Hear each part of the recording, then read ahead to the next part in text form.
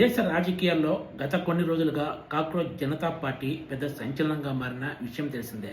ముఖ్యంగా దేశంలోని యువత ఈ పార్టీ వైపు పెద్ద ఎత్తున ఆకర్షితులవుతున్నారు. ముఖ్యంగా కేంద్రంలో అధికారంలో ఉన్న బీజేపీకి ఇది ఏమాత్రం మింగుడు పడిన వ్యవహారంగా మారింది.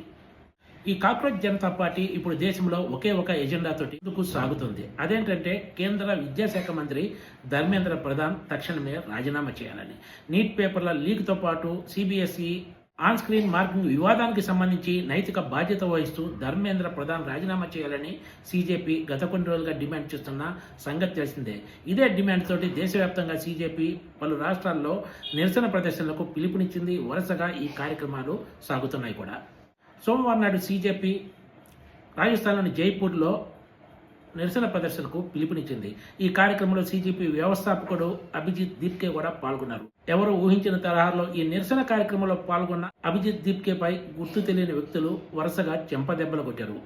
అభిజిత్ దీప్కేను కొంతమంది తమ భుజాలపై మోసుకుని వెళ్తున్న సమయంలో ఈ ఘటన చోటు చేసుకుంది. అభిజిత్పై దాడి చేసిన వ్యక్తిని గుర్తించి ఈ నిరసనలో పాల్గొన్న వాళ్ళు ఆయనపై దాడికి దిగటంతో అక్కడ ఒక్కసారిగా ఉద్రిక్త పరిస్థితులు ఏర్పడ్డాయి. దీనికి సంబంధించిన వీడియోలు కూడా ఇప్పుడు సోషల్ మీడియాలో వైరల్గా మారాయి. జైపూర్లోని అమరుల స్మారకం వద్ద సోమవారం నాడు సీజేపీ భారీ ఎత్తున నిరసన కార్యక్రమానికి శ్రీకారం చుట్టింది. ఆ సమయంలోనే ఈ దాడి జరిగింది. తనపై జరిగిన దాడిపై అభిజిత్ స్పందిస్తూ ఎన్ని అడ్డంకులు ఎదురైనా సరే తమ ఉద్యమం ఆగదన్నారు.